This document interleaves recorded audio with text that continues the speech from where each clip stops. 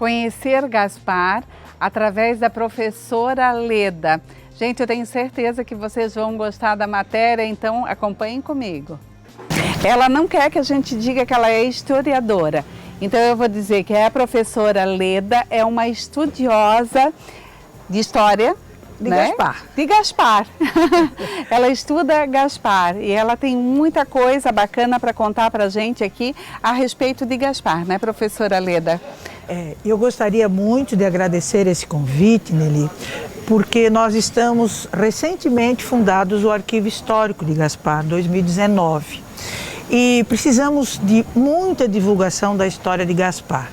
Então, agradecer a oportunidade de poder estar falando sobre a história de Gaspar para o Vale do Itajaí e principalmente por estar aqui nesse espaço do Hotel Fazenda Parque, aproveitando para agradecer também a parceria que o Hotel Fazenda tem dado aos nossos trabalhos no arquivo. Então, será um prazer. Ah, querida, é sempre um prazer estar aqui também no Fazenda Parque Hotel e já há tempos que a gente está combinando para fazer essa entrevista com a professora Leda e hoje deu certo.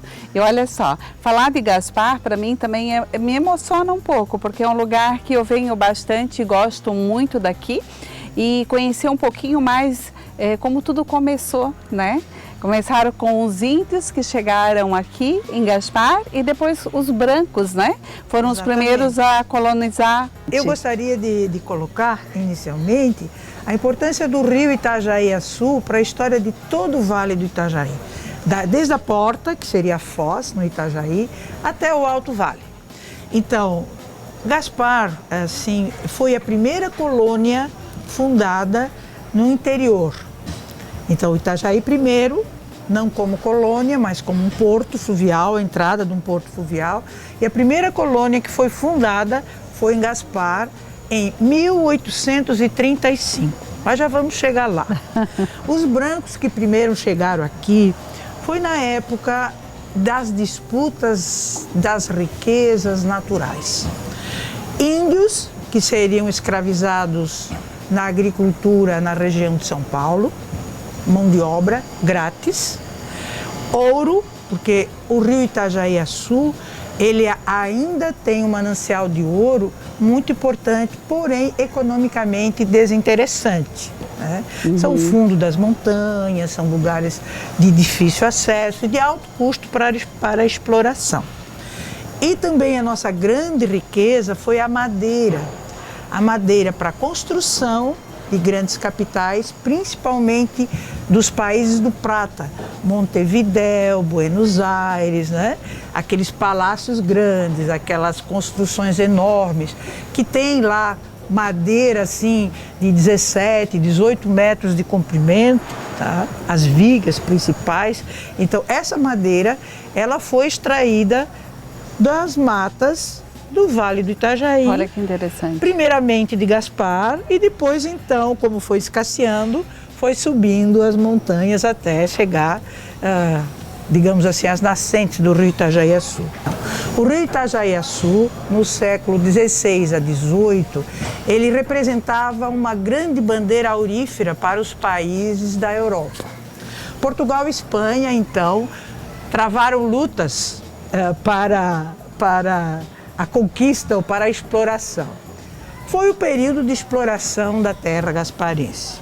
Então aí nós vamos dizer que Gaspar começou a ser ocupado por brancos a partir da exploração do índio, a partir da exploração do ouro e da madeira. Por que o nome Gaspar? O nome Gaspar, aí chegaremos lá. Porque tanto portugueses quanto espanhóis são muito católicos. Toda a política de Portugal e Espanha, na Idade Média, até o século XVIII, por aí, era uma dominação católica, de Roma. Então, os rios que eram encontrados, ou as estradas que eram abertas, ou os povoados que eram estabelecidos, e quando fosse encontrado, se fosse uma data dedicada a um santo, ele receberia o nome do santo. Uhum. E Gaspar, ele tem um nome também como Belchor, nós temos o Ribeirão Belchor e temos 2 Ribeirões Gaspar aqui no centro, o Gaspar Grande e o Gaspar Mirim, nome dos Santos Reis Magos, os 3 Reis Magos do presépio. Aqueles que saíram do Oriente e foram a pé até Belém levar os presentes ao Menino Deus. A professora Leda falou para mim também que Gaspar chegou antes de Blumenau, antes de Ilhota e antes de Brusque, é isso? Isso. Então nós aí vamos deixar de ser colônia de Portugal e de sermos explorados pelos que vieram aqui buscar as nossas riquezas, né? E trazer nada de volta, né? E começar a falar num Gaspar colonizado, onde as pessoas vinham para cá para investir aqui e permanecer aqui. Esse foi um grande marco na história de Gaspar, que nós agora no arquivo estamos querendo reforçar muito, porque Gaspar ficou durante muitos anos muito acanhado com relação à divulgação da sua história. Mas com a independência do Brasil, então, quando Dom Pedro I, apesar de ser filho do rei de Portugal, resolveu promover a independência deste país, tá? Ele também sentiu a necessidade de gerar riquezas aqui, porque então ele teria toda uma corte, agora no Brasil, para sustentar, teria toda uma nação nova para desenvolver. Então, para cá, a independência aconteceu em 1822, no ano seguinte já chegou o nosso colonizador, chamado Agostinho Alves Ramos. Agostinho Alves Ramos residia em Itajaí e foi encarregado por Dom Pedro I para fundar colônias nos rios Itajaí Grande, que hoje chamamos de Rio Itajaí-Açu, e no rio Itajaí Pequeno, que é hoje o rio Itajaí Mirim. Então, 2 colônias foram criadas em 1835. Então, quase 10 anos, ou mais de 10 anos antes de Ilhota, e mais de 15 anos antes de Blumenau, e muito mais antes do que é Brusque, a cidade de Brusque. Mas Gaspar chegou a ser um distrito de Blumenau no Então, começo, né? Vamos chegar lá? Vamos.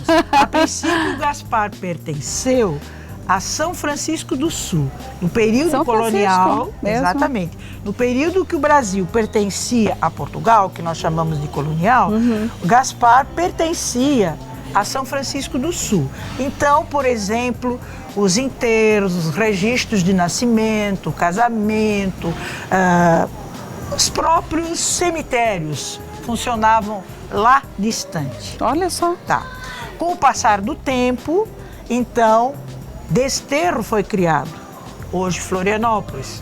Então nós passamos a depender desses serviços em Porto Belo, que era assim uma extensão para o norte de Desterro, porque Desterro tinha extensões para o sul, para o norte. Professora Leda, eu tenho curiosidade em saber onde que ficava o centro de Gaspar.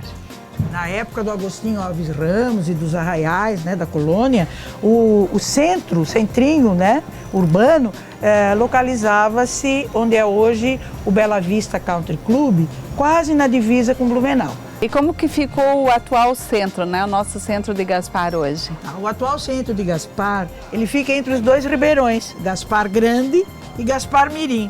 E esse foi um terreno que o Dr. Blumenau comprou de Renato Dias, em 1857, para aproveitar o Porto Gaspar. Era aquele que eu falei anteriormente, que já atraía embarcações há mais de 200 anos. Tá? Até ali, o rio tem um bom calado para navegar. Como o Dr. Blumenau ia precisar de porto para importar e exportar, começou a investir em Gaspar e esse loteamento hoje é o atual centro de Gaspar. Gente, eu poderia ficar aqui com a professora Leda conversando por horas. Meu Deus, sabe, essas datas todas que ela lembra, falar de Gaspar com esse brilho no olhar, contar a história pra gente é muito lindo, é muito emocionante. Vou marcar um café? Topa tomar um café? Vamos tomar um café nós duas juntas e quero conhecer. Vamos conversar. Para finalizar agora, o que recado que você deixaria então, não só para o pessoal de Gaspar, mas para todos que estão nos assistindo? Eu gostaria de realmente transmitir muito mais sobre Gaspar, mas gostaria de destacar nessa oportunidade um trabalho que está se desenvolvendo no centro de Gaspar, que é estudando Gaspar através de QR Codes. Olha só! Tá? Então não use o QR Code só para pedir comida, mas use também para estudar a história de Gaspar. Então nós já temos no Mirante Evaristo Francisco Spengler, na frente da prefeitura, nós já temos lá 2 painéis, um que fala da história de Gaspar, com 100 fotografias devidamente legendadas. E outro painel que fala sobre o rio Itajaiaçu, com mais 37 fotos. É simples, chega lá, clica no QR Code, em casa, onde você estiver, estude a história de Gaspar, que vai valer a pena. Eu tenho certeza disso. Muito obrigada pela tua participação. Adorei te conhecer pessoalmente e você vai voltar aqui mais vezes. É sempre bom conversar sobre Gaspar. Muito obrigada. Valeu. Obrigada mesmo. Eu que agradeço. E é aqui nesse lugar lindíssimo que eu tanto adoro vir que eu encerro o programa de hoje. Lembrando que amanhã tem Gabi Kinesel, de Florianópolis, e eu volto na próxima quarta-feira, no mesmo horário. Até lá, gente. Um beijo. Tchau, tchau.